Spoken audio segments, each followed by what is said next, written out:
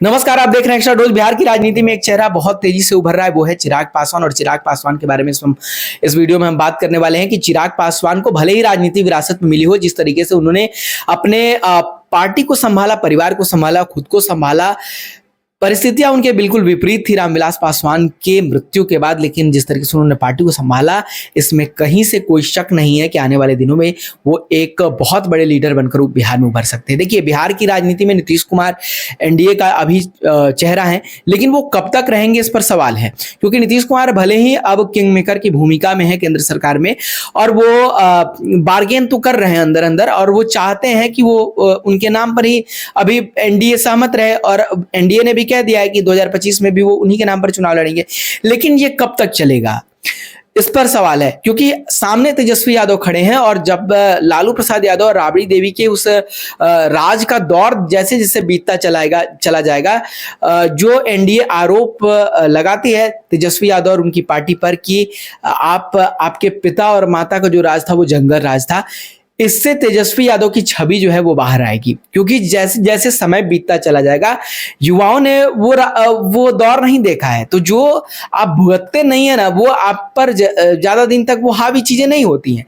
तो युवा जो है उन्हें लगता है कि वो कहानी सुने हैं, तो उन्हें लगता है कि भाई ये सारी चीजें हैं, एक बार मौका तो तेजस्वी यादव को दिया जा सकता है। कब तक आप एनडीए के लोग जो है वो डराते रहेंगे कि भाई आप जंगल राज आपके राज में आ जाता है, जंगल राज आपके राज में आ जाता है। आपके भी राज में हत्याएं हो रही हैं, आपके राज में भी क्राइम का ग्राफ कोई बहुत नीचे नहीं आ गया है। लेकिन बात जो है पॉलिटिकल चीजें हैं, वो हर पार्टी अपने अपने दावे करते हैं। लेकिन तेजस्वी यादव के साथ जो सबसे अच्छी चीज हो रही है वो ये है कि नीतीश कुमार का जो शासनकाल है उसका अब बिहार में एक तरीके से कह लें कि बहुत लंबा समय हो गया है, 2 दशक का समय हो गया है लगभग। और एंटी कमेंसी नीतीश सरकार के खिलाफ बहुत बढ़ चढ़कर है। बीजेपी के साथ वो हैं, और उसका फायदा नीतीश को भी मिलता है, नीतीश कुमार को, और उसका फायदा बीजेपी भी उठाती है। लेकिन अकेले कोई भी राज नहीं कर पाने की स्थिति में है। तो तेजस्वी यादव के जो पक्ष में है वो ये चीजें हैं कि उनके खिलाफ जो चीजें कही जाती हैं वो अब उनके दामन से वो चीजें अब हट रही है। लेकिन नीतीश कुमार की एंटी कमेंसी उनके खिलाफ जा रही है। तो तेजस्वी यादव आने वाले समय में तो बहुत चीजें गिनाने वाले हैं। बेरोजगारी का मुद्दा, रोजगार का मुद्दा। देखिए, आप सरकारी नौकरी आप जितनी भी दे दे, जब तक आप उद्योग और लघु उद्योग और बड़े स्तर पर आप उद्योग नहीं लगाएंगे, आप बेरोजगारी दूर नहीं कर सकते। आप सरकारी नौकरी कितनी दे देंगे? आप बेरोजगारी की संख्या जहां इतनी है कि लोग पलायन पर पलायन कर रहे हैं, और हर कोई जो बाहर जाता है वो अच्छी स्थिति में नहीं है। बहुत कम प्रतिशत में लोग हैं जो सम्मान का जीवन जी रहे हैं बाहर में। बाकी बहुत मात्रा में ऐसे लोग हैं जो मजदूरी करते हैं, जो फैक्ट्रियों में काम करते हैं, उन्हें बहुत प्रताड़ना भी झेलनी पड़ती है, कभी कभी उनके साथ दुर्व्यवहार भी होता है बाहरों में। तो ये सारी चीजें बिहार के लोग देख रहे हैं, बिहार के लोग झेल रहे हैं। तो आप चाहे राजनीति जितनी भी कर ले, लेकिन जो समस्याएं हैं वो तो सूरसा की तरह मुंह बाकर खड़ी हैं, उसे आप कैसे निपटेंगे? तो नीतीश सरकार के खिलाफ जो एंटी कमेंसी है उसका फायदा जरूर तेजस्वी यादव को मिल रहा है। लेकिन तेजस्वी यादव के सामने भी एक चेहरा अगर एनडीए पेश करती है चिराग पासवान के रूप में, तो वो नीतीश कुमार की जो एंटी कमेंसी है उसे दूर किया जा सकता है।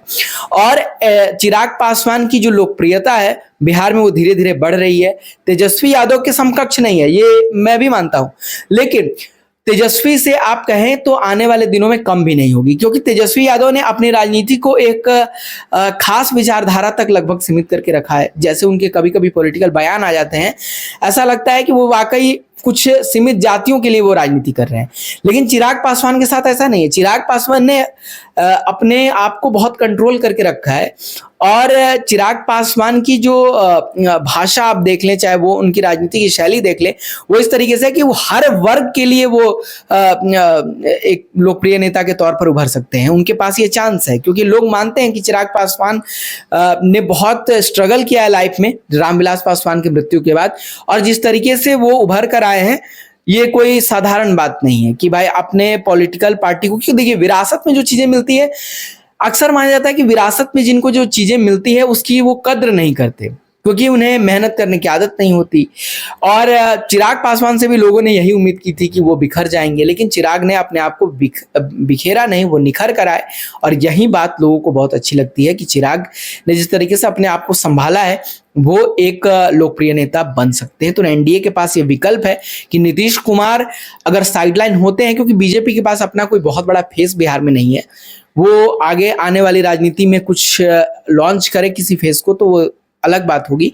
लेकिन चिराग पासवान अगर एनडीए के हिस्सा होते हैं और राजनीति एनडीए आरजेडी को रोकने के लिए एनडीए को मजबूत और होना पड़ेगा बिहार में, तो चिराग पासवान एक मजबूत फेस हो सकते हैं। और चिराग भी यही चाहते हैं कि नीतीश की वो जगह जरूर ले बिहार में, और उन्होंने जिस तरीके से अपने राजनीति को रखा है वो इसी दिशा में आगे बढ़ रहे हैं। बाकी तमाम पॉलिटिकल किस्सों के लिए देखते रहिए एक्स्ट्रा डोज।